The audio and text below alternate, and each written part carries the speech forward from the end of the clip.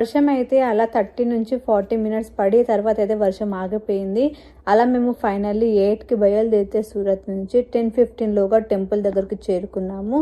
So మేము టెంపుల్కి దర్శనంకి వెళ్తుంటే అన్ని షాపింగ్ చేయడానికి స్టాల్స్ అనేవి ఉంటాయన్నమాట. అక్కడ నుంచి మనం ముందుకు నడుచుకుంటూ వెళ్ళాలి. అక్కడ మనకు సోమనాథ్ టెంపుల్ మనకు కనిపిస్తుంది. అక్కడ టెంపుల్ లోపలికి వెళ్ళడానికి పెద్ద ఎంట్రన్స్ గేట్ ఉంటుంది.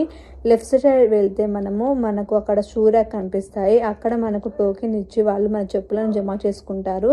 నెక్స్ట్ మేము దర్శనం కోసం అయితే లైన్ కట్టాము. మా దర్శనం చాలా బాగా జరిగింది. సో ఎలా జరిగిందో మీరే చూడండి.